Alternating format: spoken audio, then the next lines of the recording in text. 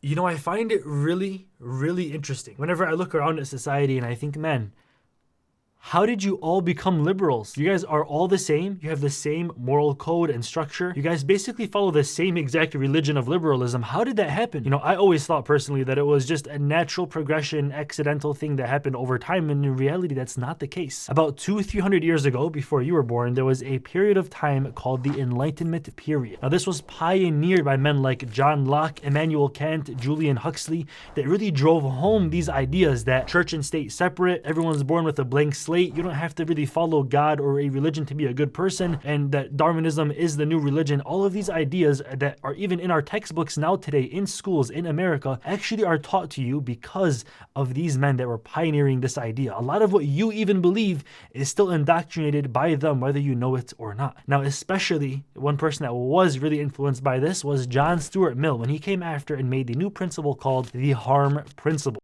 Now, this basically states that you can do anything that you want unless you're harming somebody else.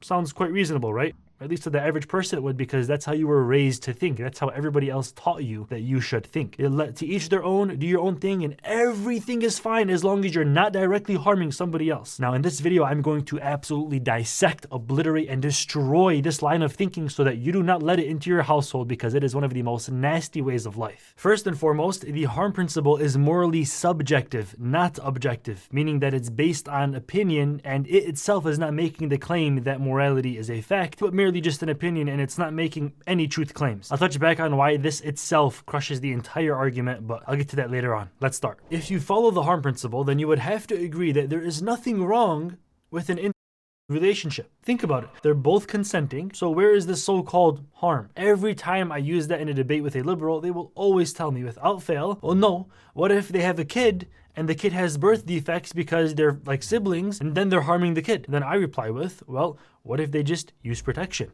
Then they'll say, oh, protection doesn't always work. Then I say, okay, well, how about if they have a surgery that guarantees they can't have kids? You know, they do a little bit of a snip. Now, for sure, they're not going to have a child, and for sure, that child will not have a birth defect. So again, according to your own logic, what is wrong with it now? And usually the conversation is pretty much done at that point. But sometimes the liberal will try to acrobatically circumnavigate my argument by saying, well, how about if there's a power dynamic? For instance, the dad has the power over the daughter or son, God forbid. And then I say, well, how about if they're twin brothers? Now they're twins, they're boys, they can't have kids, and there's no power dynamic. Again, what is wrong using the harm principle only? How can you say that this is something that is bad or morally incorrect?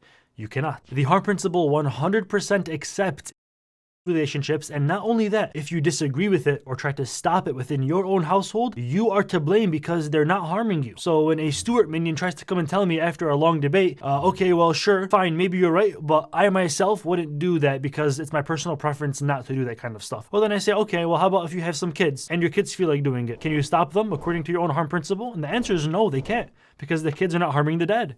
Simple. What else does this harm principle accept? Cheating on your spouse and lying, so long as your spouse doesn't find out the truth. Now, what you don't know sometimes can't hurt you. Therefore, if your partner gets away with having fun with somebody else and getting freaky, and you're totally oblivious to this fact, nobody's being harmed. Okay, now these next arguments are so graphic, I'm not even able to mention them on YouTube, even though they would really strengthen the philosophical argument so much more, but there's no way that I can mention these points on YouTube. Even educationally, this video would probably be like demonetized. So I'll make a section of this video gated on iamLucid.com for members only. Please check that out, and I'll explain these next few examples that you can use in your next debate that are extremely graphic, 18 plus verbal examples. If you want to see more of that, go to iamLucid.com and join the members area where you can watch the video and also support your boy.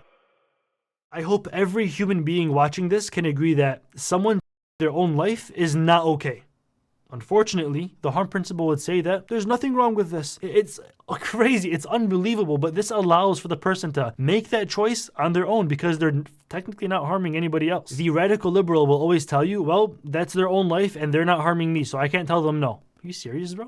You're not going to stop the guy on the edge of the cliff? What the hell is wrong with you? And they'll also even make the argument, well, they might even, hurt their loved ones if they go and do an action like that. Okay, well, let's say that they don't have any loved ones. Let's say the person's homeless in a different country, has no more family, everyone's gone, he's living there by himself, and he goes and does this horrifying action, God forbid. Would that justify the action because nobody else is being hurt by this action? Would you then go and say, okay, yeah, it's fine in this case because his mom and dad are not there for him? What? Whether you like it or not, nearly every single action that you take is going to have some sort of impact on somebody around you, whether it's your mom, dad, brother, cat, sister's dog, or even mailman. I'll give you an example. Society is like a fabric, okay? Like we're all woven together in this one knitted blanket, and then a blue-haired liberal comes and says, no, I'm an outlier, I can do whatever I want, you can't tell me nothing.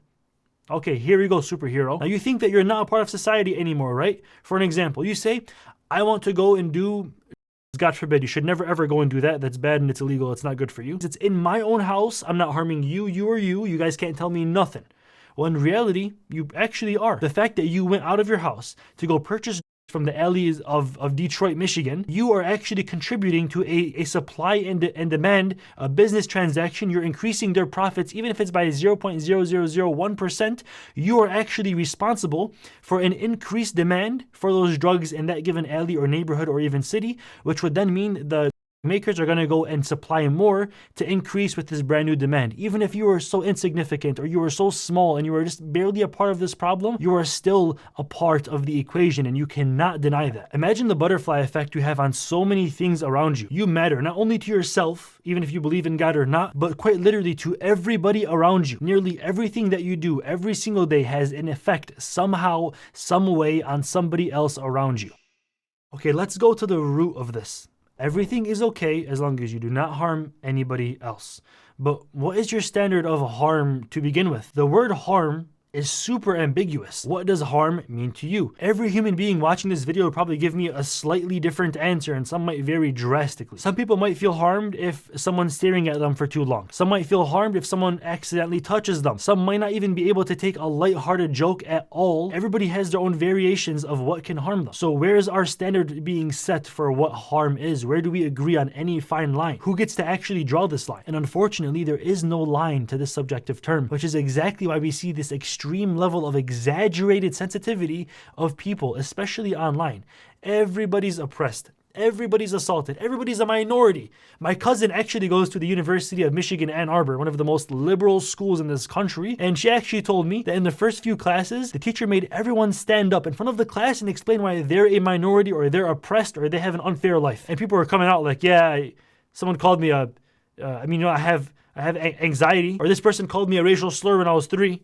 You know, like everyone's trying to come up with these different ways that they can fit into this harm principle so they can be elevated in the ranks because they're being harmed according to their own exaggerated worldview. The harm principle incentivizes people to exaggerate their offense to suppress ideas that they don't like. Very, very similar. If you want to see a first world example of this, unless you're living under a rock, go on twitter.com. You'll find a billion hashtags trying to cancel this guy or that guy or that guy because they were offended of what he said when he was a sperm cell. Is it up to each person to go and decide for themselves and then force the entire world around them to follow this exaggerated sensitive view? If so, that would make perfect sense as to why people today are so freaking sensitive. If I say, yo, what's up, bro? And I'm not actually really your physical brother, would that mean that I've just verbally harmed you? And the final argument is this. Try to fully lock in and try to understand this because it's the strongest argument yet. The harm principle falls under subjective morality. It itself isn't making the claim that moral facts exist. If a person of religion goes and tells you that talking bad about someone behind their back is an immoral act, that is an example of objective morality. It's a moral fact, no matter whether you believe in God or not. Well, with the harm principle, it's subjective. That means every single part of it isn't even claiming to be factual or divine or absolute in any way, shape, or form. It just comes back down to personal preference. When a moral subjectivist makes a claim about anything being right or wrong, it holds just as much weight as me saying pizza is the best tasting food. It's weightless. There's nothing else to back my claim. Maybe I think pizza is the best tasting food, but you could like sushi or steak or salmon, and that doesn't mean that you're wrong or I'm wrong.